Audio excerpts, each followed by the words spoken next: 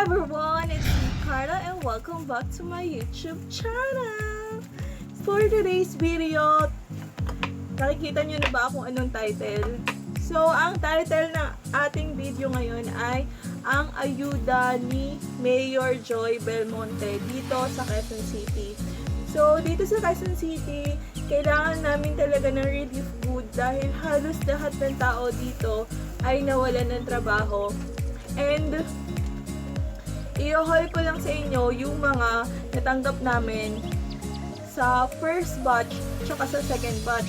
Kasi dito sa Quezon City, nakakadalawang tanggap na kami. Nung una, nung mga April, first week ng April nakatanggap kami, and then after Holy Week na yung sumunod. So, i-haul ko lang sa inyo yung first wave and second wave ng relief goods na natanggap namin dito. Galing kay Mayor Joy. So, first na natanggap namin is ito. Pero guys, dito lang to nilagay, pero ito na kasi siya. Kasi first week of April pa lang siya, kaya medyo ubos na. Ayan. Nakikita nyo ba guys? So, ito na lang yung natira sa amin sa 5 kilong bigas. Nung unang bigay kasi is 5 kilong bigas. And then, may kasama siya na cupcake. Ito talaga yung cupcake nun. Cheesecake, lemon square cheesecake. Ito, 5 rice. Dito kasi yung lagay namin ng bigas. Kaya dito na yung unang wave ng bigas. So, ito, bigas, cheesecake. And then, yung cheesecake, meron kasamang coffee ko blanca, coffee, isang Thai. Yan. Ito yung sa mga first wave 5 kilos of rice, cheesecake, and then coffee, and then 6 pieces na delata na puro sardinas. Ayun yung sa first wave or sa first batch na natanggap namin na mga grocery galing sa Quezon City Hall. Galing kay Mayor Joy Belmonte. And masaya ako and masaya yung pamilya namin kasi nakatanggap kami. And we are so very thankful kasi kahit na wala tayong trabaho lahat, wala tayong sweldo, halos lahat walang sweldo, hindi pa rin tayo pinabayaan ng ating mayora, ng ating Mayor Joy Belmonte. And super bilis pa nung action na ginawa niya sa pamimigay ng relief good. Yung process kasi ng pamimigay ng relief good dito, dati, yung first week ng April, pinto mo, kasi halos naman dito sa amin, kasi squatter area kami. So, halos lahat dito, pinto, and wala naman masyadong gate. Meron mga gate yung ibang tao dito, pero iilan lang. So, nag-ikot yung purok leader dito sa lugar namin, and then, nagsabi siya na darating na yung ayuda galing kay Mayor Joy Belmonte, galing sa Quezon City Hall.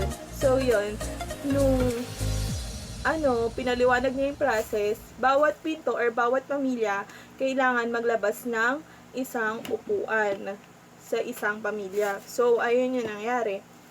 So, naglabas kami, and then yung second wave naman, yung process niya is 1 quarantine, 1 relief good. 1 quarantine, 1 relief good. So, sa akin, for me mas okay yung quarantine kasi halos lahat may quarantine talaga nabigyan. And mas maayos yung process niya. So, yun. Ito na yung ito yung first haul ko sa inyo. Yung first batch na binigay sa amin. Yan, hindi pa nakain. Lemon square cupcake, baliktad. Coffee ko blanca, and then 5 kilos of rice. Rice to guys dito ko lang nilagay, pero actually siya, 2.5, kaya 5 kilong bigas. And then 6 na delata na puro sardinas. So let's proceed to the second wave or second batch ng pamimigay. So, eto. So, yan guys. Let's start to the second batch of releasing ng relief good dito sa aming lugar. Actually, nakatira pala kami dito sa Quezon City. Around Quezon City, Barangay Culiat kami. So, eto. Ayan, medyo mabigat siya. And, yung first batch na ang pamimigay is 5 kilos lang. And then, itong second batch, naging 7 kilos na. And we're so very happy kasi nadagdagan na. Hindi fix yung timbang, hindi fix yung dami ng pamimigay per batch, pero nadagdagan. And nagpasalamat naman tayo kasi agaran yung pagbigay sa atin ng ayuda.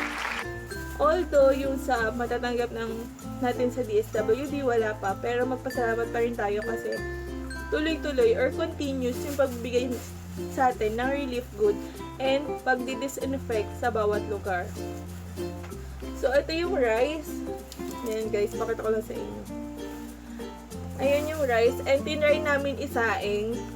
Yung unang batch ng rice ha, yung unang batch ng rice, hindi siya ganun kaganda. Hindi siya, for me ha, hindi siya ganun kaganda, pero pwede na.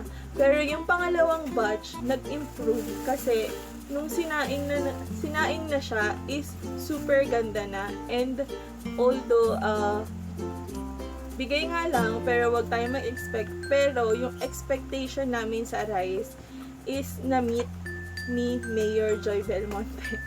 Hindi ko na-meet. Yung sinaing namin siya is super duper ganda niya na. Kahit ang ulam mo is sardinas, pwede na. So, and then, yung kasama niya pala na delata dun sa second batch is meron pa ring sardinas. Pero guys, dun sa mga sardinas na yon, wala namang masama dun. At least merong binigay na ayuda para sa atin.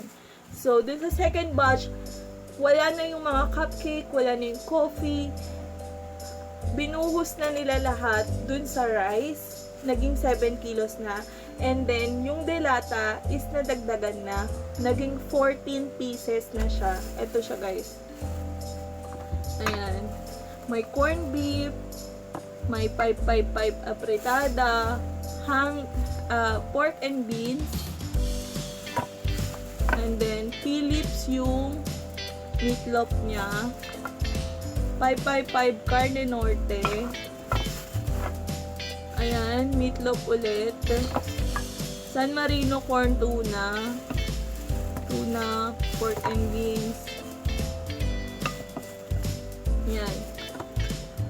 Nag-improve na yung mga delata. Meron ng mga corned beef, San Marino corn tuna, mas lumevel up.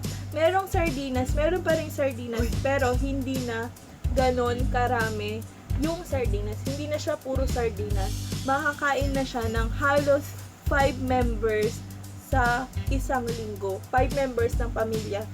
Hindi naman siguro sa isang linggo. Siguro kakasya to ng mga 4 to 5 days in every family. So, yun. Ito yung rice niya. Yan, may pantakal na. Kasi, tinry na, kahit hindi pa ubos yung first namin na bigas, first ayuda namin na rice, tinry namin yung second na rice. Super sarap niya. And, super thankful kami kay Mayor Joy kasi never na tayong pinabayaan simula nung umpisa hanggang sa huli. Oo, medyo na-late, pero bumawi naman siya dun sa second wave or dun sa second batch na pamimigay. So, let's be grateful and be thankful always sa mga nangyayari sa atin. So, yun lang.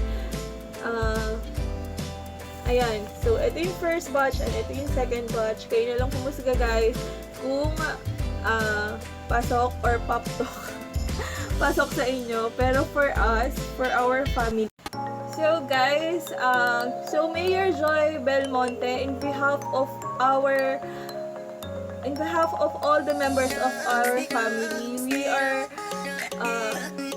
saying thank you because patuloy niyo po kami inasikaso, patuloy niyo pong disinfect yung lugar namin, and patuloy niyo po kami hindi pinabayaan. Sana po hanggang sa huli. Yon guys, sana nag-enjoy kayo sa haul na to, sa video, and let's all be thankful kung ano man yung natatanggap natin or natin lahat na biyaya. And i-expect na lang natin na galing to kay Lord lahat. And that's it for today's vlog. Kung may third batch pa, we are all praying for third batch, and alam natin yun, alam ko yun, and patuloy na lang tayo mag-ingat, and that's it. I hope you enjoyed my video. Please like, share, and subscribe, and click the notification below para updated kayo sa mga video na i-upload ko. So, happy 1,000 subscribers, guys! I'm so thankful because naabot na natin yung one of the requirements of YouTube. Please keep updated. See you on my next vlog. Bye!